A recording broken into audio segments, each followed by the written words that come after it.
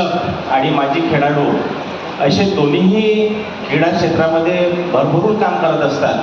परंतु आणि हे शिक्षक आणि माजी खेळाडू हे समाजाशी संबंधित असतात.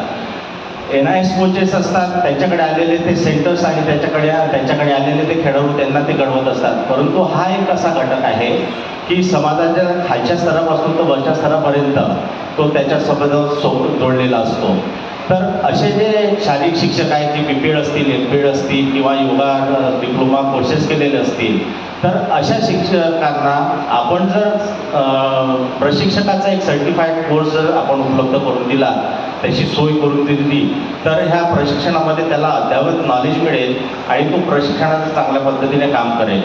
दुसरी महत्त्वाची गोष्ट अशी आहे की ग्रामीण क्षेत्रामध्ये जवळपास जो खेळाडू पुढे गेलेला असतो तोच आपल्या गावातले मुलं जमा करतो आणि मग त्याला खेळामध्ये पुढे आणण्याचा प्रयत्न करतात. पण त्याच्याकडे फॅसिलिटी नसतात किंवा तालुका स्तरावरती असलेले जे आता क्रीडा संकुल तयार झालेले आहेत याच्यात काही शंका नाही आहे की चांगल्या सुविधा तयार झालेल्या आहेत, परंतु त्या ठिकाणी पाहिजे तशी उपलब्धता त्याला मिळत नाही. जागेचा अभाव असतो, विजेचा अभाव असतो किंवा इंडोर गोष्टी ज्या असतात त्याचा अभाव असतो.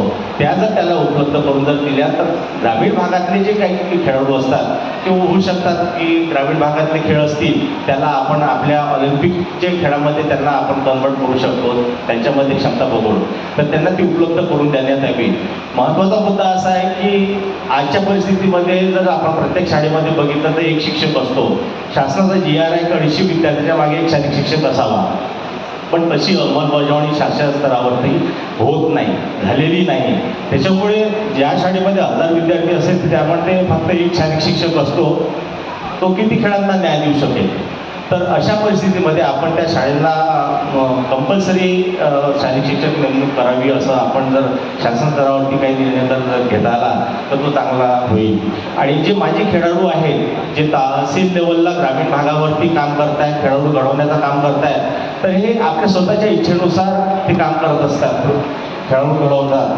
परंतु त्यांच्या एकंदरीत आर्थिक परिस्थिती, कारण की प्रशिक्षक हा सकाळी 6 वाजतापासून ट्रॅकसूट घातला तर रात्री झोपेच्या वेळेसच काढतो. तर अशा परिस्थितीमध्ये त्याची आर्थिक परिस्थिती, सामाजिक परिस्थिती जर दुरुस्त करायची असेल तर आपल्याला त्यांना काहीतरी मानधनावरती नेमणूक करावी लागेल. ते आपण क्रीडा अधिकाऱ्यांच्या माध्यमातून ते आपण करू शकतो. आणि मानधन द्यायचं म्हणजे काय, तर आपण मानधन म्हणजे PPच्या तत्वावरती आपण ते त्यांना उपलब्ध करून देऊ शकतो. शहरामध्ये अनेक बँक आहेत, कॉपरेटिव्ह सेक्टर्स आहेत, कॉपरेटिव्ह बँकेस आहेत.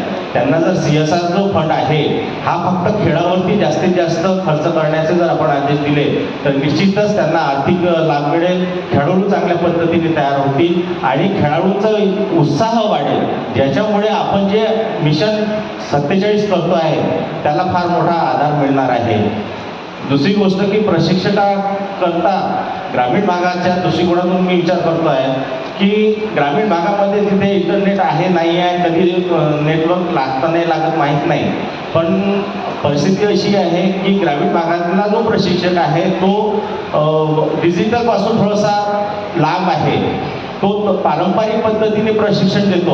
अशा प्रशिक्षकासाठी जर आपण डिजिटल पोर्टल सुरू केलं तर इंटरनॅशनलवरचे जे कोचेस आहेत, ज्या पद्धतीने खेळाडू घडवत आहे त्या पोर्टलच्या माध्यमातून त्या प्रशिक्षकापर्यंत त्यांचं टेक्निक्स, रूल्स, रेग्युलेशन, होणारे चेंजेस, स्ट्रॅटेजी हे त्या प्रशिक्षकाला प्राप्त होईल, त्याला माहिती होईल आणि त्या पद्धतीने तो खेळाडू तयार करू शकेल.